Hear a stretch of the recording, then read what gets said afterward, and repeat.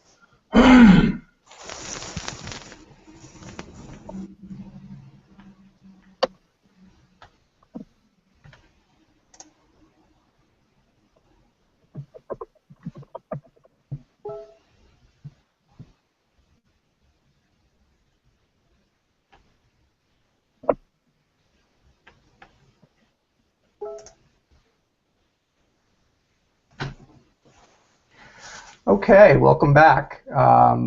We've got a good audience there, and so we're going to get things going. Obviously, we might have some people join us a little bit late, but I want to welcome you to another Security Ledger Hangout. I'm your host, Paul Roberts, the editor of the Security Ledger. And you know, if you're a regular reader of my blog, that application security or application insecurity is really at the forefront of challenges that are facing sophisticated organizations today. Security vulnerabilities that are introduced during the development cycle with applications are a leading source of compromises and theft of sensitive data, often problems like SQL injection, cross-site scripting, and so on. Pressing problem for organizations is how to produce more secure code before they ship a product so they aren't in a position of having to address security holes after a product's already shipped and they have customers who are affected by that or harmed by that. But today we're here to talk about implementing secure development lifecycle processes in Agile Scrum development environments. Agile, as you know, is really becoming the dominant methodology for software development. And to walk us through the process, we have two gentlemen who have been in the trenches implementing security into a very sophisticated agile development operation, Veracode Inc. Pete Chestna is the director of engineering at Veracode. He's been with the company for about 8 years. Started out as an individual contributor there, and now Pete heads up Veracode's platform team. He is also the lead on a aptly named Project Purina that is designed to get Veracode to eat its own dog food, in other words, use its own technology and platform to make its software more responsive to customers. Veracode makes an application security testing platform product. Ryan O'Boyle is a lead security researcher at Veracode. He's been there for 3 years, and his responsibilities include product security for Veracode's entire product suite. And he basically is in a position to make sure Veracode adheres to the same secure development principles that the company helps and advises other companies to follow. So Pete and Ryan, welcome to the Security Ledger Hangout. We're thrilled to have you.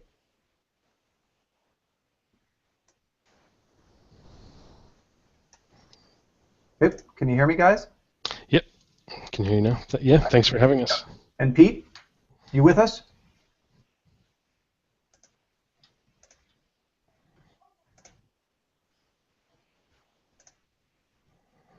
Oh, okay, Pete's not with us. Okay.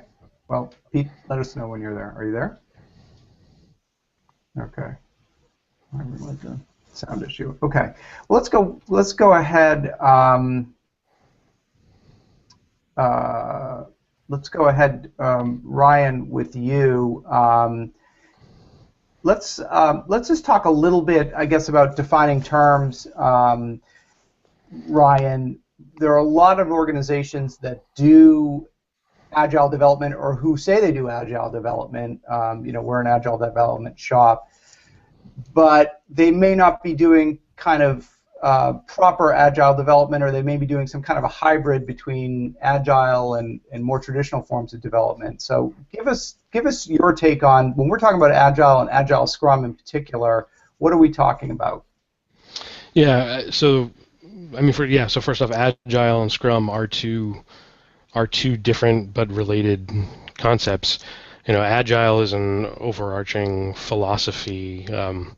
If you search, you can find the Agile Manifesto that kind of sets out the foundation of what an agile software development methodology would be.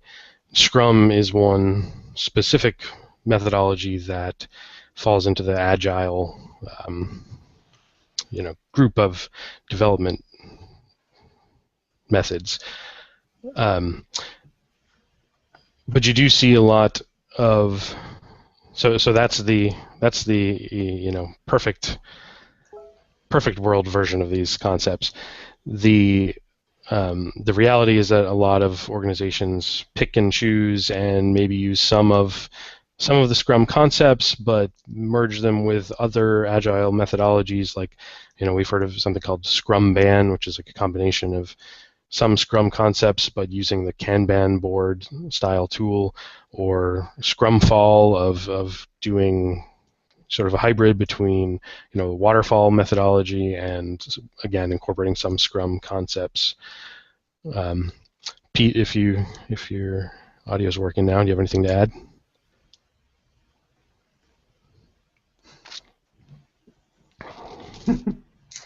Okay.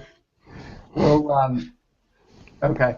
We're working on Pete's audio. So is that, I guess the question is it so in order to, are those hybrid models equally effective as kind of proper or strict Agile Scrum when it comes to implementing secure development processes?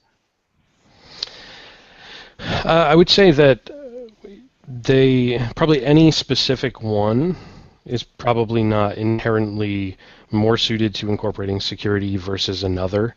Mm-hmm. I see that the one of the challenges that I've dealt with personally is if we have multiple teams with multiple methodologies, then finding the right ways to integrate with those teams can be a little bit of a challenge, versus if every team in your organization is doing Scrum and they're adhering to Scrum perfectly, it's going to be easier to identify the ways you're going to incorporate security into that process and have them apply across your entire development organization. I don't know if it's actually, we're a growing but still fairly small organization. So if you're talking about a really large enterprise, there's probably almost no chance that they're going to be able to maintain that level of uniformity. Right, understood. And Pete, are you with us? No, you're not. Okay. I would say drop off and then maybe join back in. I'll invite you back in. No. Okay, so talk Ryan, just a little bit about some of the problems that come up. Folks have said, Agile is in some ways not antithetical to security, but it can make security, at least as it's traditionally been done in the development process, more difficult or more challenging. Why is that? Yeah, absolutely.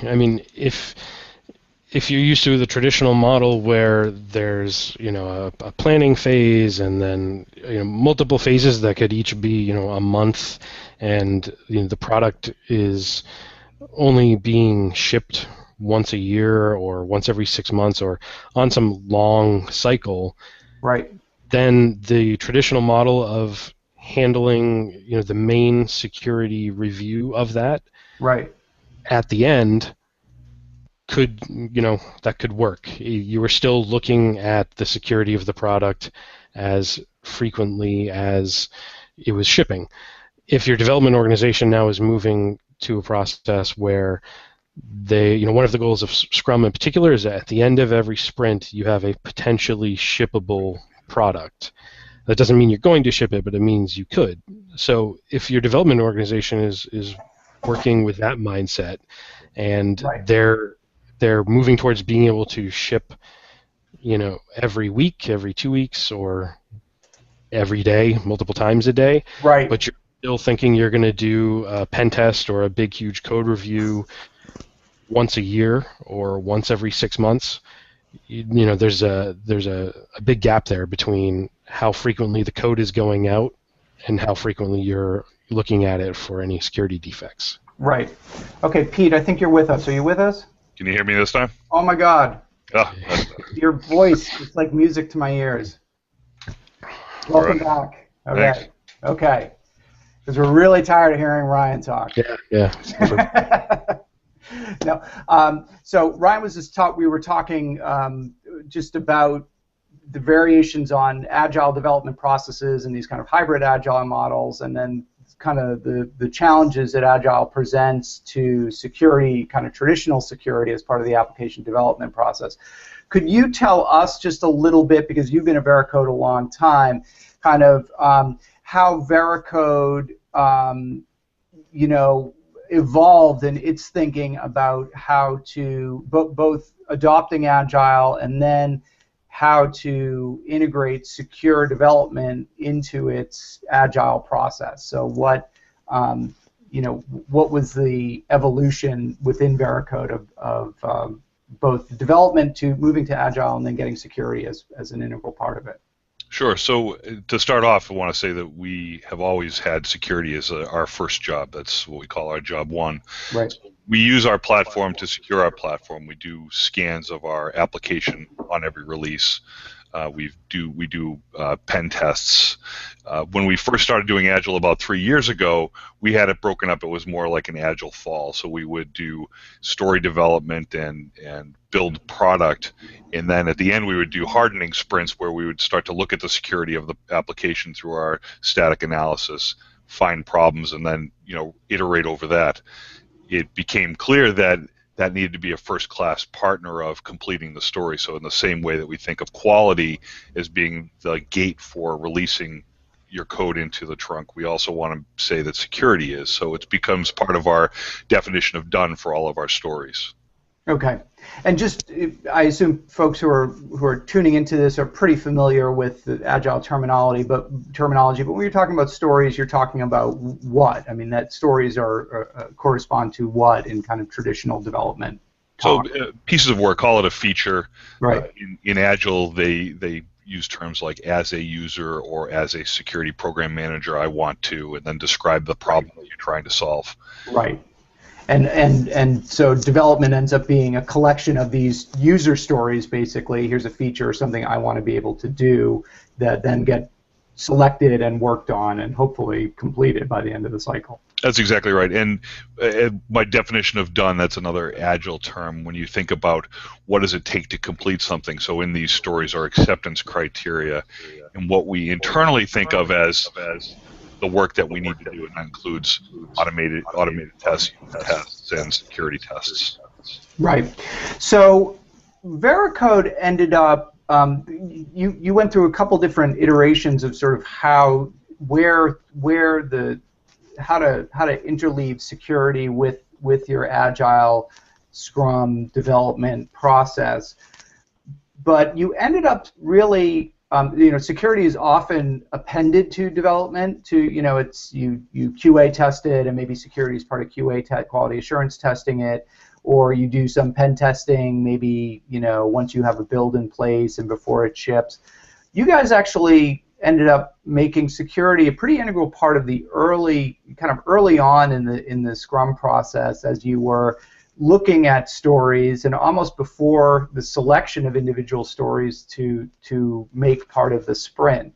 Can you talk about why that is and why you found it more effective to put security kind of at the front load it or make it involved early on? Pete?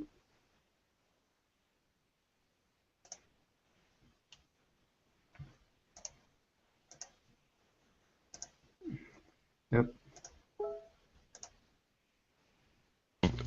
Can you hear me now? Yeah, that's fine. Yep. Sorry. Go. Just start over. Right. So Brian and I would sit before we took stories into the sprint, and we would talk about the different stories, what we might need to worry or protect about. I'm getting an echo on my mic here. Turn this down. All right. We would talk about the different stories and what the security aspects of those were, whether they were input related, what the threat modeling might be in those, if there are things that we needed to pen test specifically. So we would go into the Scrum meeting having a good understanding of which things had security implications on them. And I'll let Brian jump in on that one. Yeah, this was something that we iterated on when I first was getting involved with with one Scrum team in particular that I think was fairly new to be doing Scrum on that part of the development organization. I was sitting in the planning meetings, which after spending some time there determined this actually wasn't early enough. The stories had already been groomed at this point. The point of this meeting was not to talk about the technical details, never mind the security details. It was more about what are we actually going to do during the next, I think it was a 2-week sprint. It may have been a little longer at that time. So that's when we shifted from having a security presence just in that planning meeting to Pete and I meeting one-on-one after that planning meeting to go through and say, okay, these are the stories that the development team is committed to work on during the sprint, and then we would go through and identify those security requirements. One of the things we've done, though, is we've brought in some Scrum training, since that's what we were standardizing on, and fortunately we were able to have some representatives from security attend Scrum Master training and be even more familiar with the process that the development teams were using. And that's when we realized this wasn't the right place based on how Scrum is supposed to work, because we realized by doing this after the planning meeting, we were changing the requirements of the story after the development team had already estimated the amount of work involved, had already committed to doing what they thought the amount of work was during their sprints. And we realized we need to move even earlier. So now we're at the very beginning of the process and frequently at the very end of the process. So before anything even gets to planning and brought into a sprint, we participate in a grooming process, either in the team's normal grooming or in the, now the echo has moved to me. Either during the team's grooming session or during a special security grooming session that we hold just with the product owner or select representatives from the development team, and we identify those security requirements before they've been fully pointed, before they've been actually brought into a sprint. And then we also can identify who the security researcher is that's going to do, the security consultation, if it's more of that, or the code review or a pen test. We can identify that before it even gets into the sprint, so that the developer that owns the task for making this and testing it knows who their security contact is going to be throughout the whole process. And that individual who is meeting with the development, with the project lead in advance, what are their skill sets? What are those conversations like? And are you going through, literally all of the potential stories and assessing them for security? So what is that assessing them for their security impact, and how do you do that in a way that sort of holistically look at a task and say, okay, that has security impact or that doesn't? I mean, what are the metrics that you use to do that? Yeah, so first off, in terms of scoping it, we plan it by either being in that meeting or doing it right after the team's grooming meeting. We're making sure we're looking at the things that are soon to be worked on. When we do it in the team meeting, there's an advantage there of having the entire development team that's participating in grooming, at the disposal. So from the security perspective, I or one of the other researchers that participates in grooming they kind of have that sense of, okay, this has to do with authentication or authorization, or there's crypto, or they're adding something new that we've never looked at before. They have that security sense, but then it's always partnered with someone from the development team that knows the product and has the in-depth technical expertise of that particular product that that particular team works on. So anytime we do grooming, we always have both of those perspectives working together to determine if there's specific acceptance criteria related to security.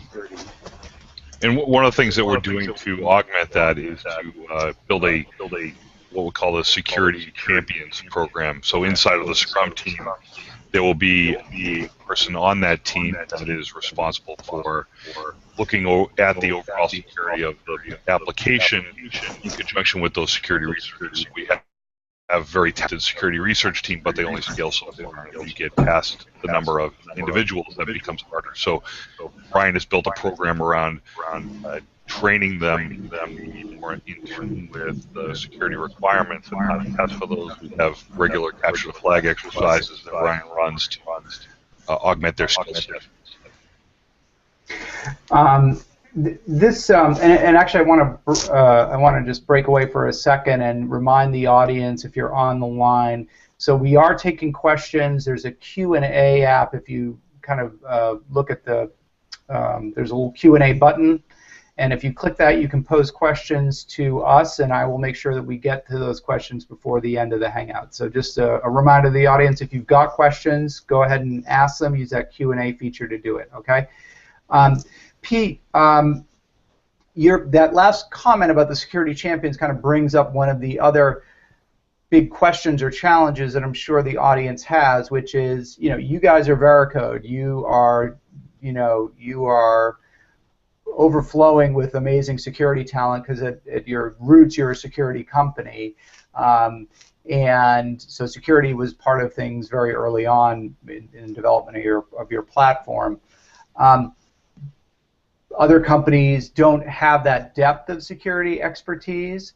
So how many people do you need? What's the ratio, for how many people do you need, and what types of skill sets do you need to carry this off? If you've got a 7 or 8 person Scrum team, how many security people do you need to manage to work with that team, and what's the ratio of regular developers to security experts that you should be hiring and bringing on? Sure, so that's a great question. So that's the reason that we came up with this initiative for the Security Champions, is to train regular developers in security practices, because our research team, well, that's their name. They do research. They're out and looking at the cutting edge of security. They're not involved on a day-to-day basis with our Scrum teams. So by providing that training, that allows us to scale better.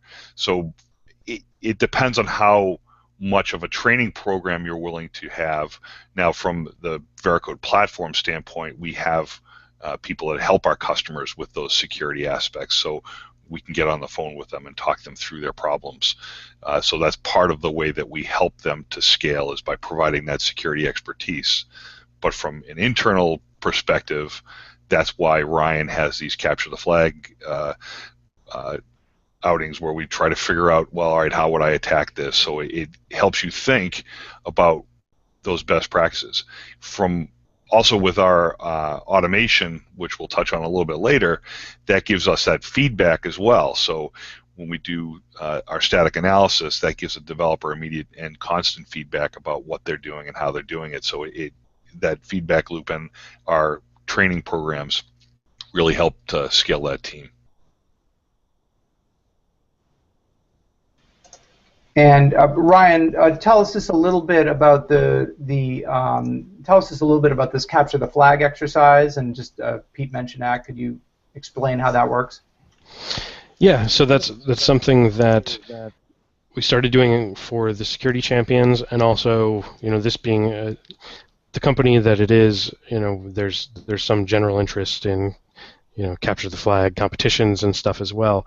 So we decided to start doing a regular session. It's every week on Tuesdays. I'll be running it shortly this afternoon, and it's a chance for in particular these security champions to come together and have dedicated time during their week where they can focus on learning about security and going through these actual exercises. Sometimes, as with anyone who's done any of these CTFs can see, some of them are very contrived. Some of them can be much more grounded in something in the real world. But we're focusing on the ones that have a practical angle and the ones that have a leveling system where you can start with something pretty basic and then move into more advanced attacks. And we also try to find the ones that aren't just about the attack, but also about understanding why the attack works. So in particular, like there's some that share source code where you can go through and find the source and first figure out what's the flaw based on looking at the code, and then figure out, and then how could you go on from there to exploit it.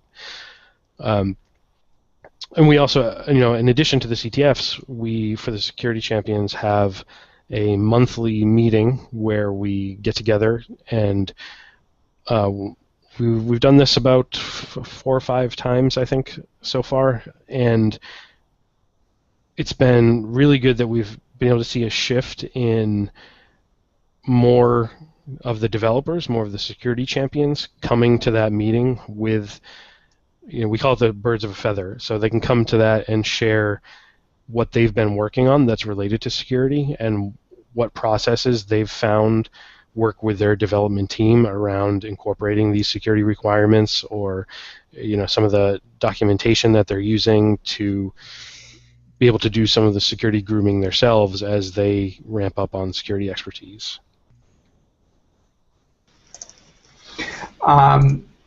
Right. So I mean, one of the impression I'm getting is there's really almost kind of an apprenticeship model that goes on here, where you are kind of pushing down security skills and security expertise in a variety of ways to people who might not have been hired on necessarily as security hires, right? And kind of devolving that. So I guess in theory you start maybe with a small core security team, security experts, but then really try and push down some of those skills. What are some of the skills that lend themselves to, we don't need somebody who's a 10 or 12 year security expert to do this. This is something that we can devolve to, again, a security champion or somebody who's just part of the development team. Either one of you can take that question on. Yeah, well, the first and foremost, the Security Champions program that we've put it together is volunteer driven. So that's one huge element, is finding the developers, or it's not just developers, it can be developers, testers, with it being a cross-functional development team. Finding the ones that are really interested in this is the first step. So making sure you've got the right people that are going to embrace this and really want to learn about security. That's number one. But then in terms of the skill set, it's applicable to anything the development team is doing. So if it's someone whose primary focus and responsibility is development, then they're just as eligible as someone whose primary focus is on testing and automating test cases, because we don't write acceptance criteria just around the development. We also write it on the testing to say, that if this is a story that has potential authorization issues, we want automated tests to monitor and make sure that we're not just making sure things work, but making sure that things don't work in the ways we expect them, and that so yeah, I'm going a little bit of a tangent, but really anyone who's has that interest and that curiosity and that passion for learning about security, I think they're going to be able to adapt that to whatever their role in the development process is. Yeah, I think if you look at the top exploits, they're ones that are very simple to guard against.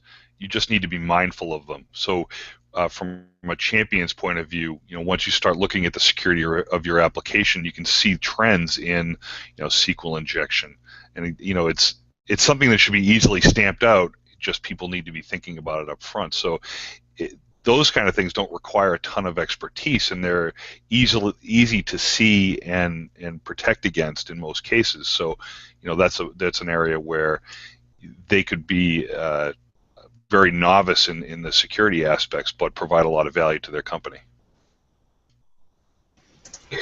That's so good answer. I wanted to just remind the audience again, if you have a question for Pete or Ryan, use that QA button and feel free to pose a question to us. I promise I will get to it before the end of the Hangout.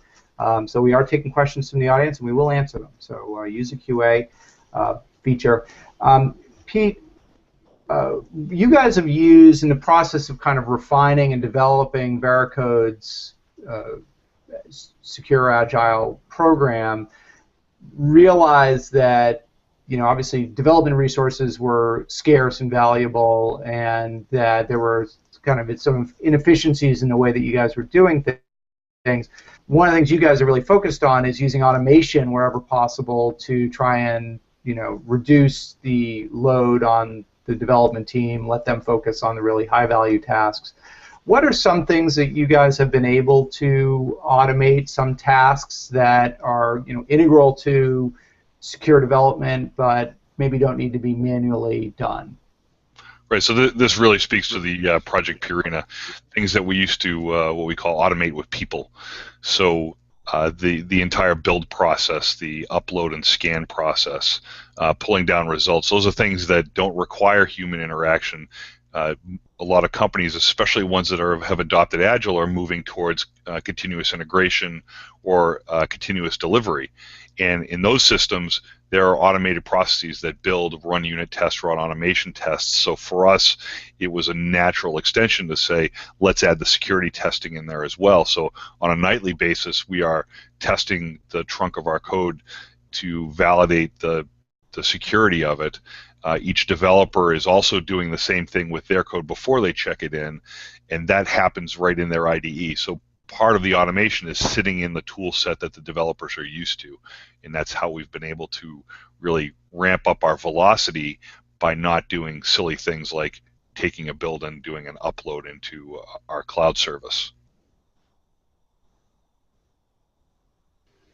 And do you have any metrics, or can you give viewers a sense, what types of efficiencies you've been able to realize as a result of that, or how that's affected, your ability to both iterate more quickly but also not sacrifice security? Sure. So those nightly scans are also imported into our Jira ticketing system, so we see the security problems early in the process. In the Agile fall that I alluded to before, we would see them with 2 weeks left to ship, so everyone would scramble to go figure out, are we going to remediate this flaw, or is this one a mitigation that we're going to propose for this? And then our security experts would come in at the end, and it would be a race against time to get those things sorted. Now we do that on a daily basis. They show up in our dashboards as what we call release blockers to say, hey, this needs to be addressed. So by having that automation occur, instead of saying, I forgot to go run the scan, those things now happen automatic. So we've saved probably man days a month easily with all of the uploads and the downloads of information, and then bringing those to the team through email or what have you. These are now all automated processes that happen every night. And you guys, Veracode, in the process of doing this, so I mean, I'm hearing a couple things. One is that security needs to become part of the criteria that are necessary, that need to be met, or the conditions that need to be met before, let's say, a story can be considered complete, right? So in some agile development shops, maybe security isn't considered part of what the criteria that need to be met for a particular feature or task being considered done.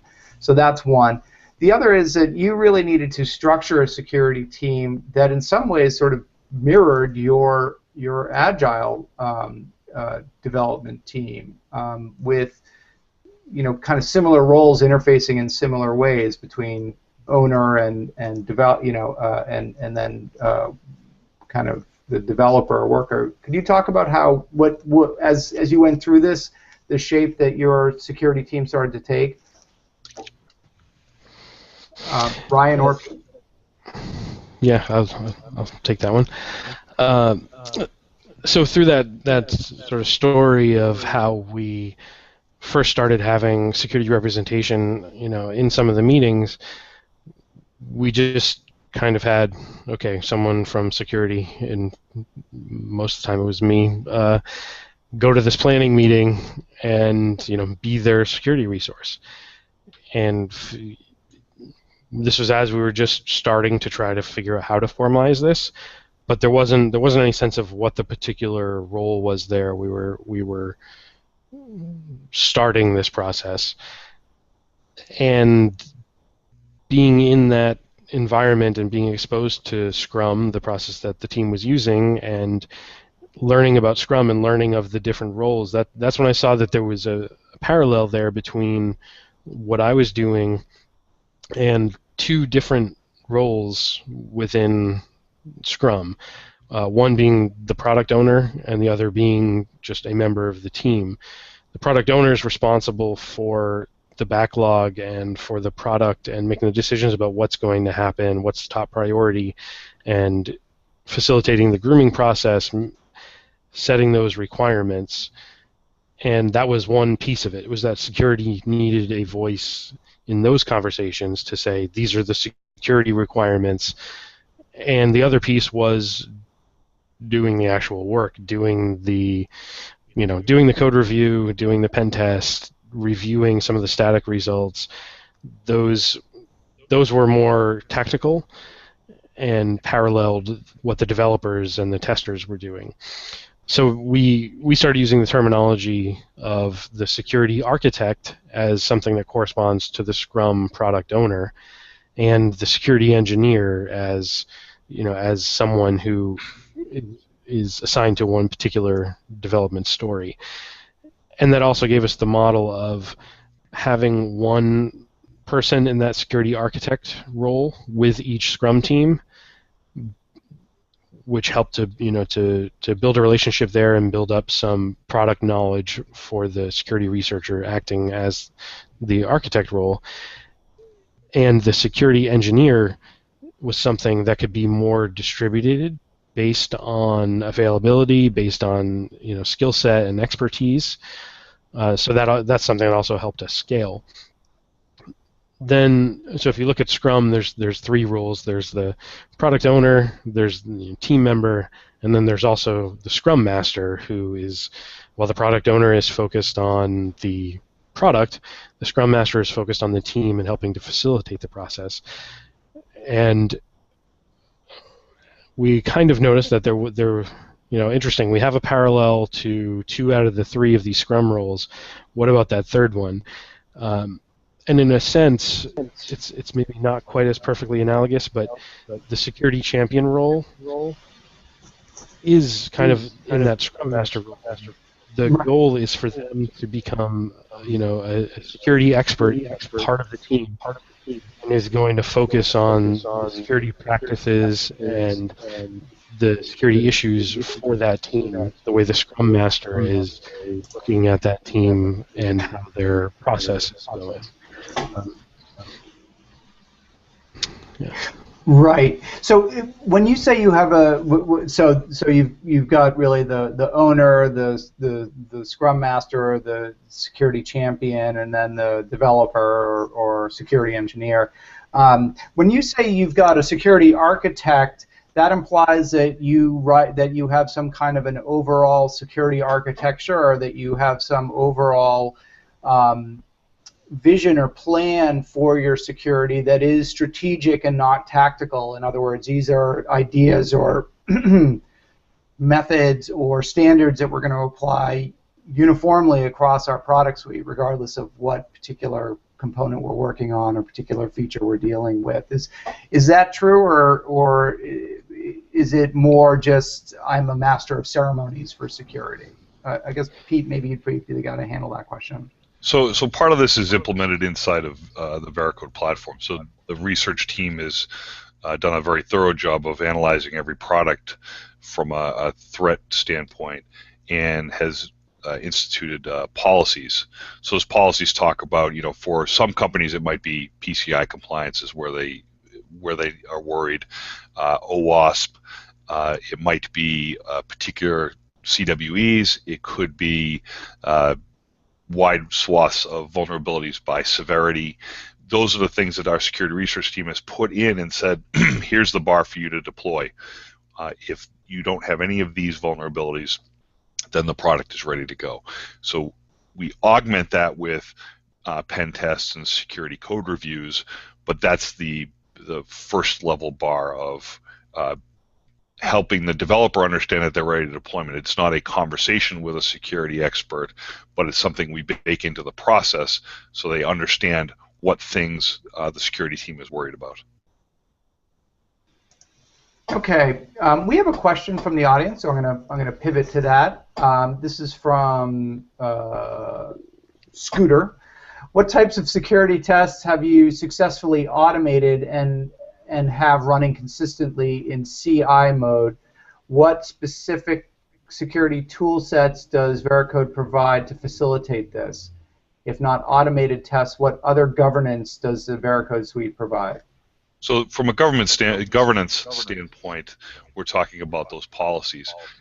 The things that we have automated are static analysis, which again we do nightly. Once we have release candidates, we also do dynamic analysis, which is, you can think of it as an automated pen test, a poor man's pen test. So we do that on a pre-release candidate to validate that the product is working in an interactive case as well as the static analysis. So by doing that nightly, we evaluate ourselves against policy, so we see early on whether or not the security team is ready for this product to go out into the field.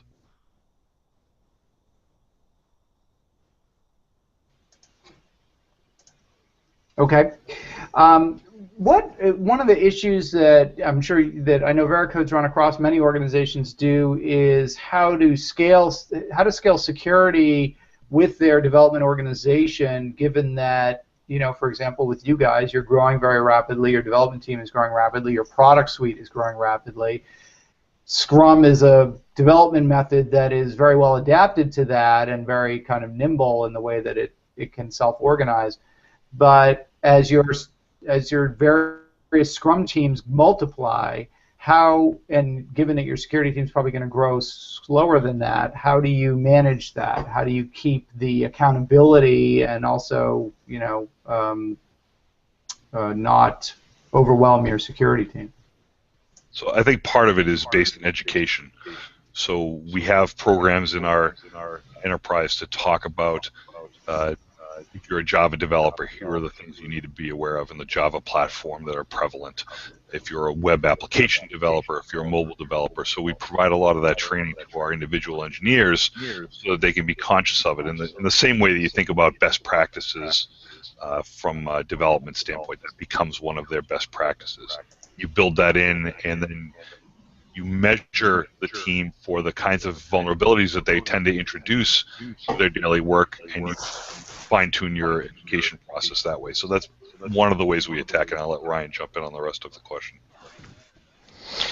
Yeah, I'll also say, so as far as scaling,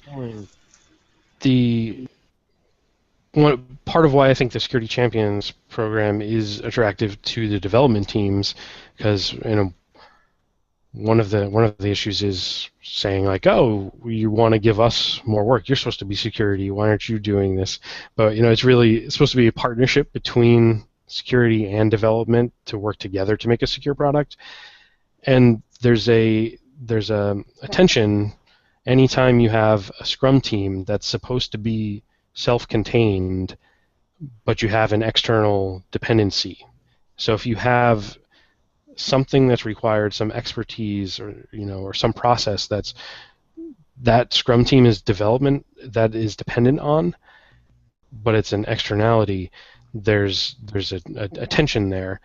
And part of why this is attractive is if you have a team that's doing Scrum or another Agile process and they're interested in moving faster, in pushing product more frequently, they're going to recognize that security is one of those external dependencies unless they have the security expertise on the team.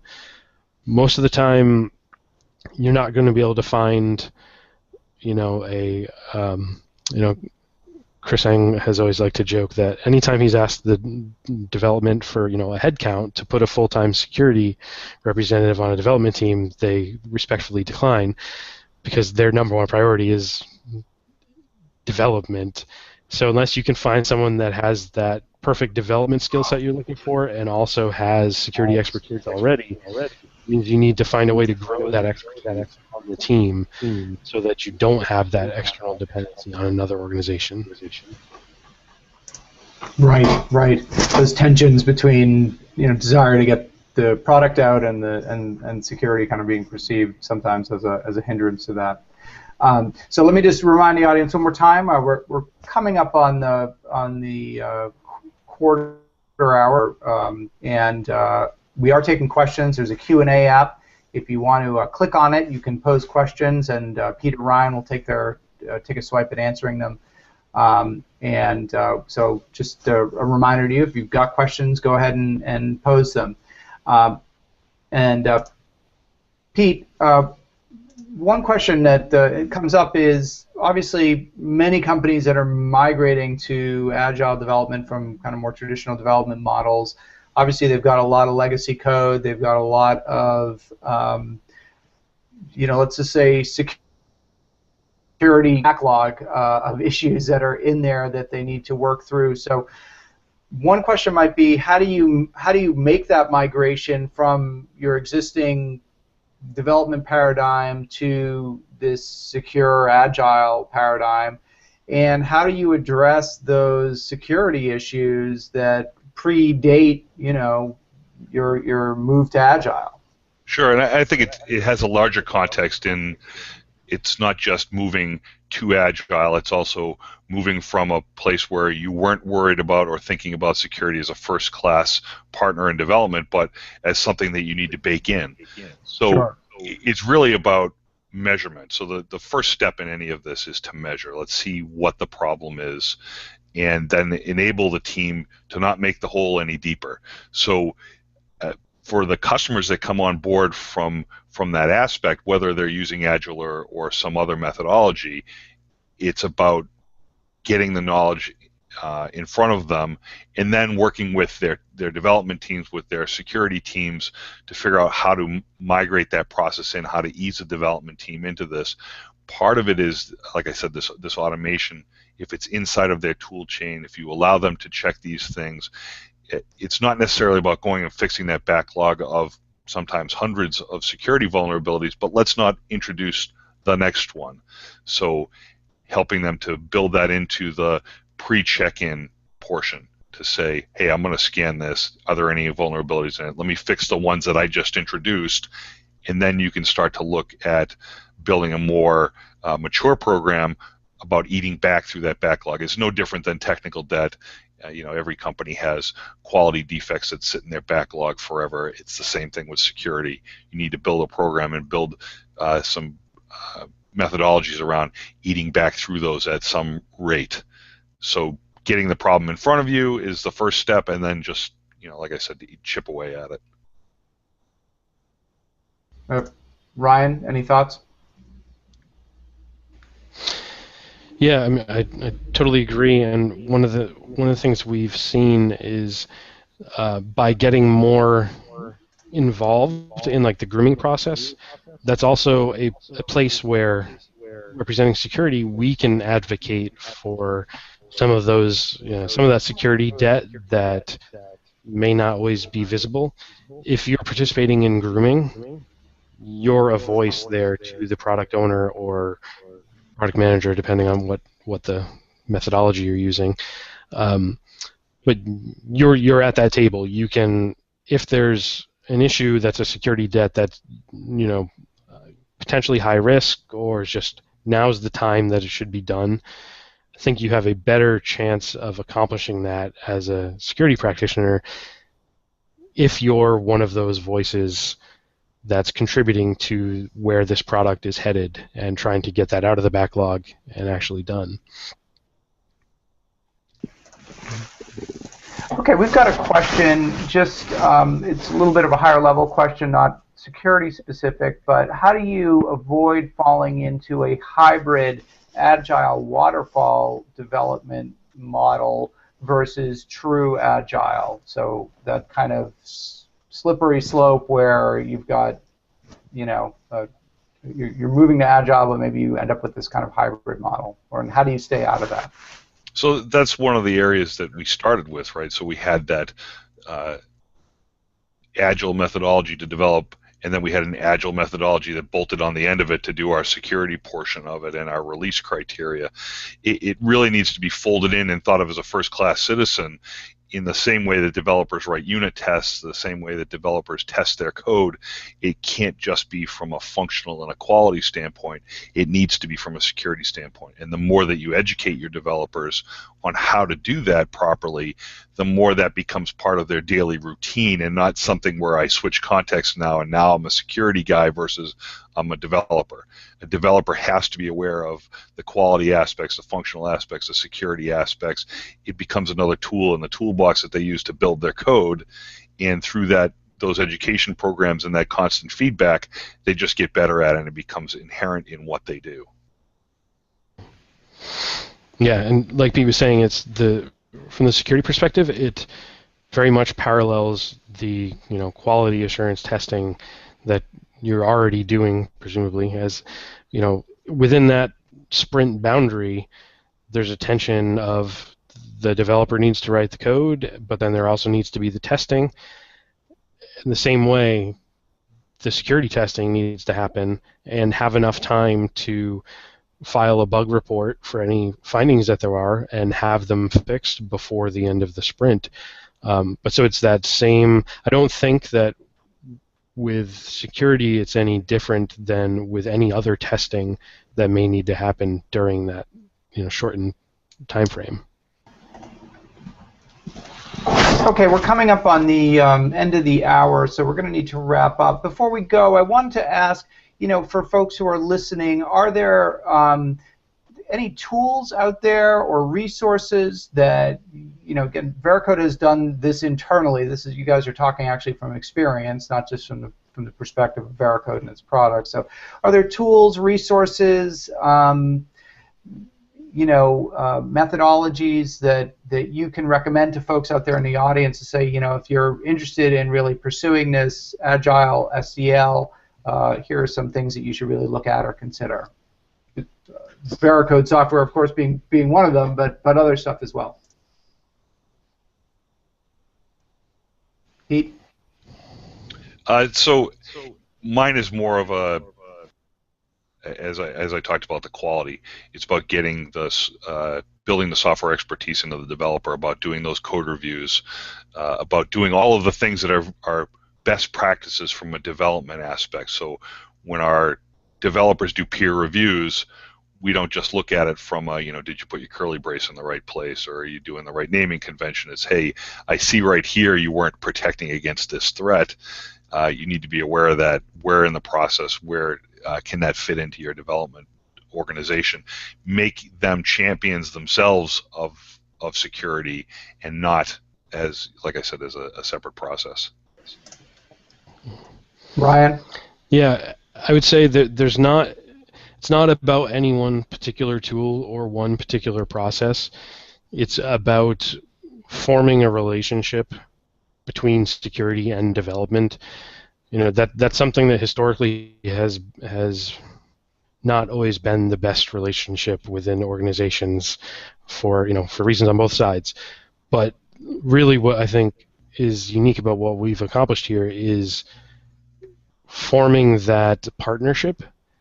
And my strongest recommendation for the security folks out there is not any one particular tool or any one particular process. It's talk to your development organization, find out what tools they're using, find out what processes they're using, and go from there and figure out what the right place is for their tools, their processes, and overall your organization are the right places to introduce security. Right, and if you're seen as a partner, so one of the things that I love about our security research team, our security team in general, is that they're practical.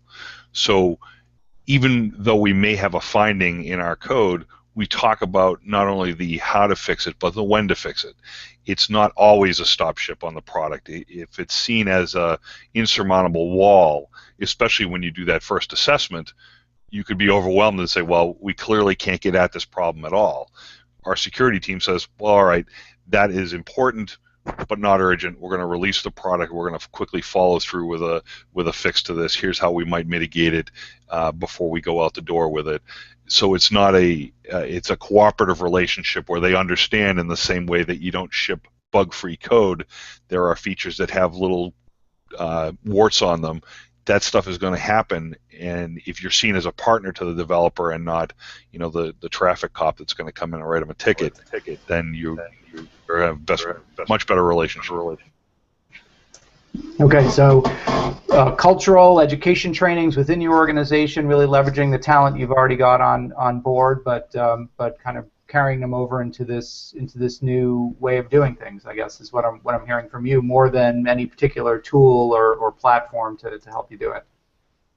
Absolutely. Yep. Well, listen, Pete and Ryan, thank you so much for taking the time to come and do the hangout with me. I really appreciate it, and we got a lot of people on the line viewing, so I think you were heard today.